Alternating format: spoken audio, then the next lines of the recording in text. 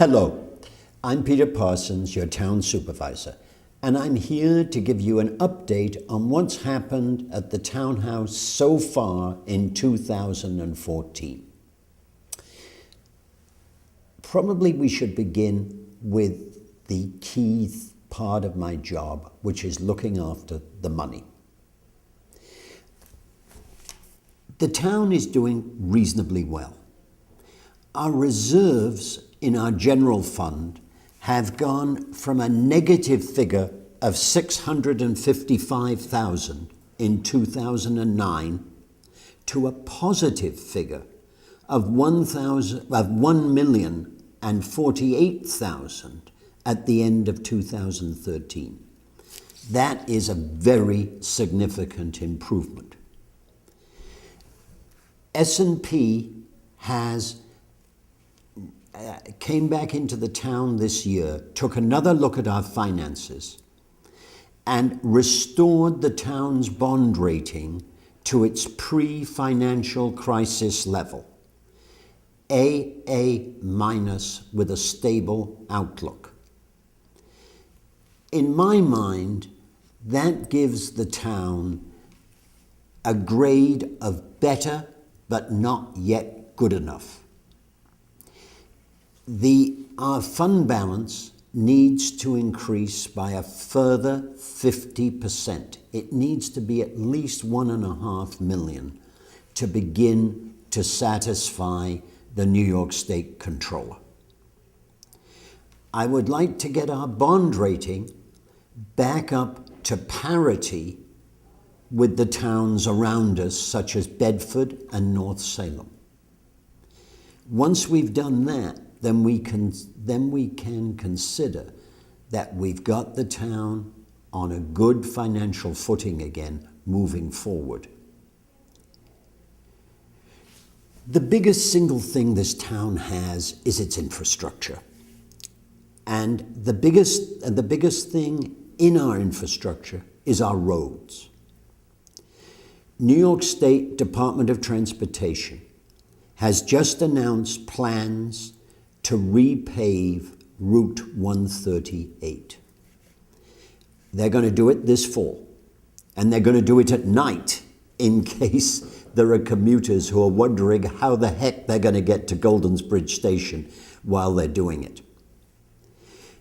We owe a big thank you to Sean Patrick Maloney and Governor Cuomo for breaking open the bank to get this done this year when it had not been scheduled. Your town has worked hard to make this happen. There's been a lot of lobbying, and this is a sort of 50% success. The other 50% was to try to get 123 paved this year, and so far I appear to have failed. However, we will go on trying until we get 123 done as well. At a town level, we brought in Cornell last summer to assess the state of all our roads and to come up with a program to get the town's roads back in good shape. They came up with a plan which essentially splits our resources between repairing the roads which are in really bad shape. We all know where they are. There are far too many. And between doing fixes on roads which are in relatively good shape to stop them getting into really bad shape. So you will be a little bit miffed at times when you see them working on a road which you think is perfectly good as it is. So why are they doing it there instead of on my road, which is a disaster? The reason is, if we don't do it on that relatively good road now, we will have another disaster on our hands. And the cost of fixing a disaster is way more than the cost of stopping a road ever becoming a disaster.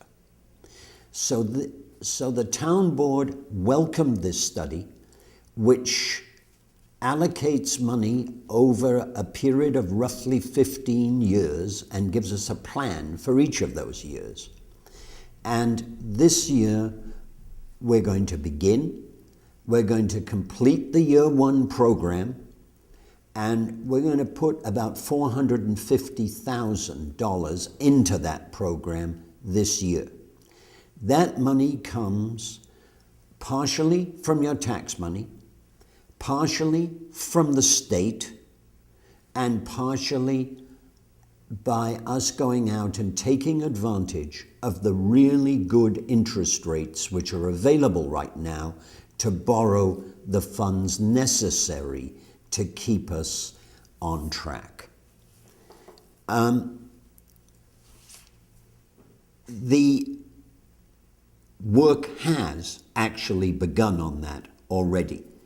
It began this week and you will see them fixing drains around town and getting roads ready for the actual paving.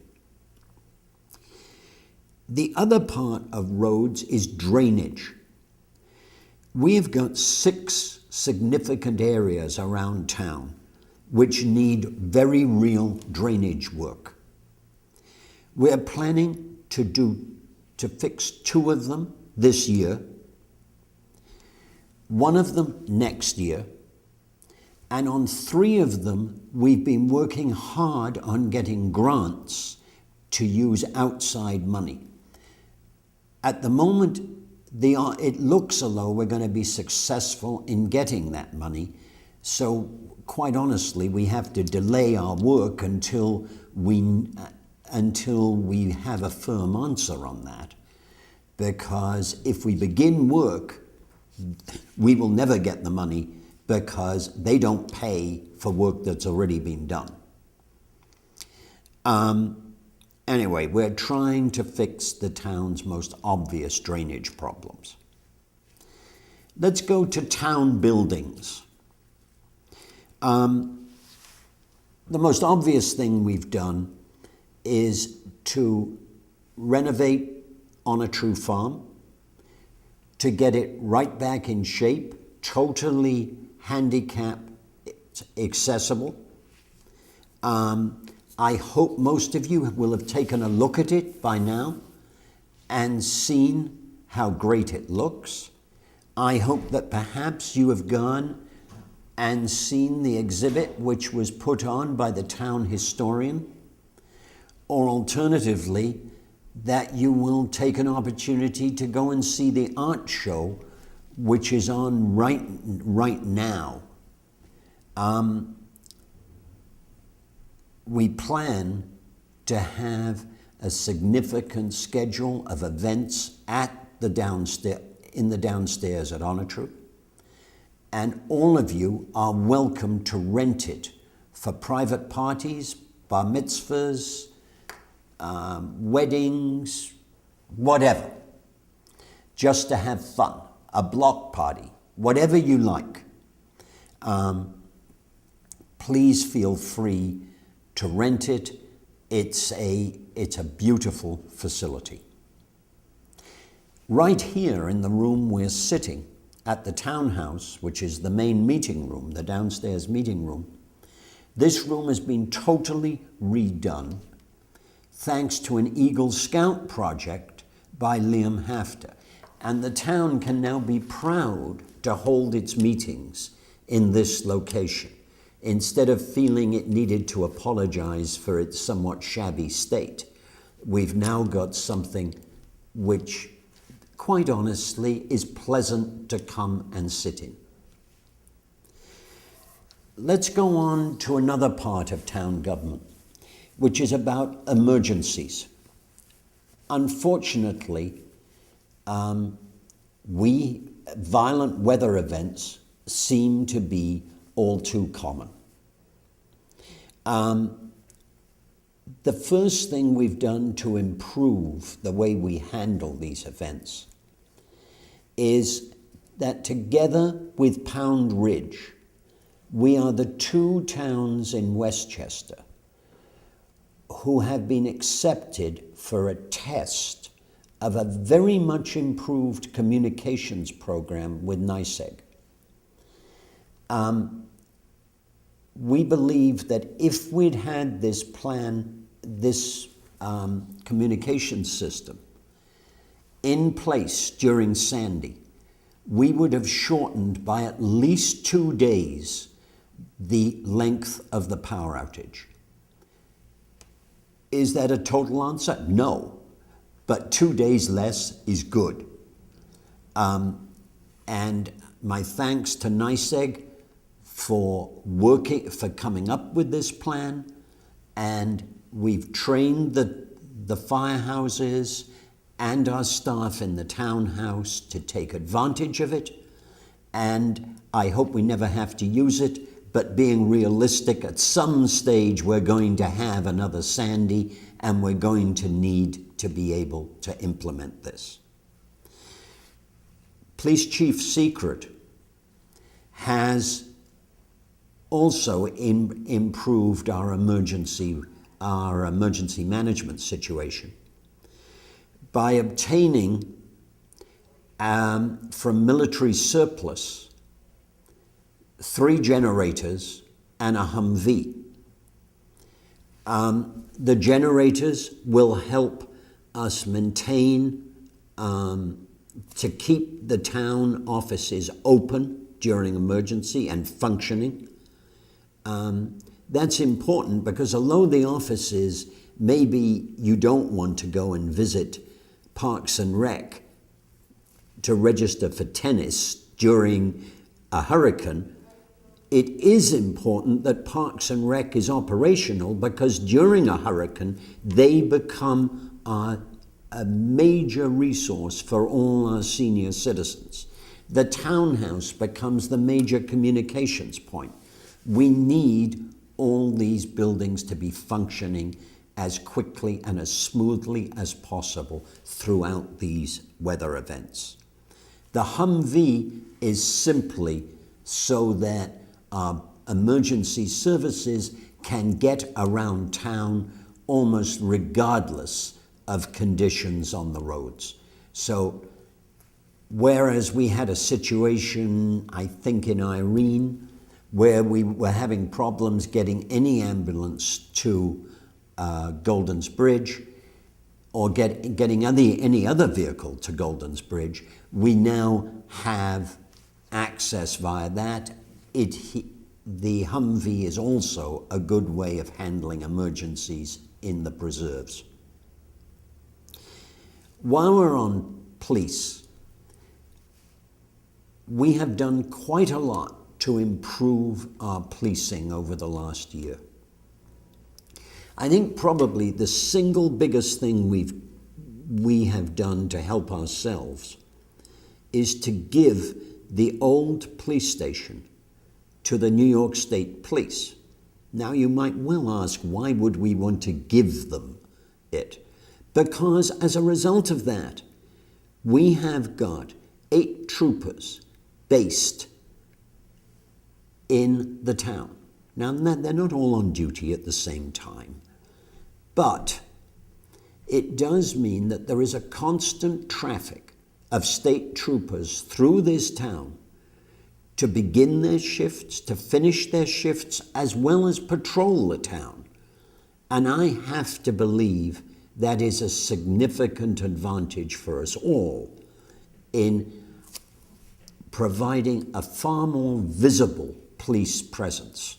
And a lot of policing, if you look at any handbook, is about visibility. And I'm really pleased to welcome the state troopers into that building and have them use it.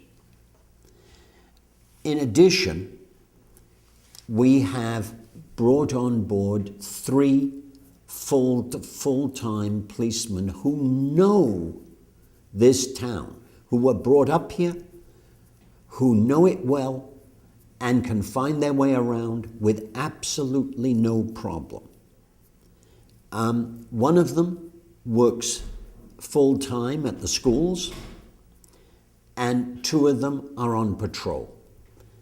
I have to believe that this is another improvement, allowing our part-time policemen to work on Friday nights, hopefully, and also at the weekends to enhance the general standard of policing available. Now to the fun part, parks. Our parks are one of the greatest assets of our town, and a lot has been done to improve them. The first I'd like to talk about is Old Field in Wakabuck. Old Field was designed to be mainly meadow. Unfortunately, we'd let it get viciously overgrown. Jim Norgren and Joe Tansey together with others, have volunteered a massive amount of their time to help restore that preserve to the state which it is supposed to be in. They have applied for grants to cover their out-of-pocket costs. The cost to the town, to your tax dollar, has been zero, and we owe them a big vote of thanks for all the work they've put in. Leon Levy. You may have noticed as you pass the Leon Levy Preserve that there is a new parking lot almost completed. It should be completed by the time you see this on your television set. It is a car park that will allow improved access for for everybody in the town and people outside the town who wish to use it. It is a magnificent preserve, and we owe a vote of thanks to Shelby White, who financed the whole of this parking lot. The town park. Something more basic, but something very necessary. We are replacing the porta-johns with composting toilets. I don't know if you've used them in other towns, but quite honestly, they are a gigantic step forward from porta potties, and they should be in by the end of August and functioning. And that's when it becomes particularly important, because by then the pool toilets are closed, the baseball toilets are closed, so about the only toilets that are available are the toilets in the parking lot. And by that time, they should be functioning and going. How did we afford that?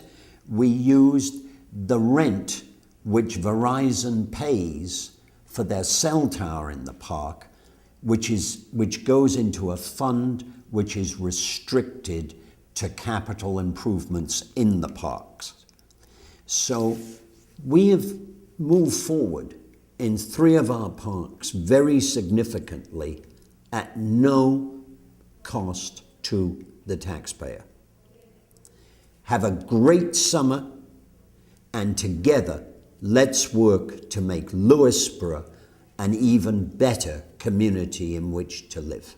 Thank you.